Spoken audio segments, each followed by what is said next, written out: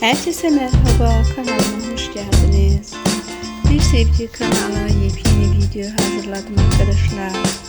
Bu kez sizlerle çiçekliğimiz Ateş Parçasından yeni Bir At Rüzgar Özkan'ın muhteşem doğum günü partisinden gelen muhteşem filmlerden, fotolardan yeni video hazırladım. Umarım beğenirsiniz. Beğenip kanalıma destek olmayı unutmayın arkadaşlar. Biraz tebrik ediyorum.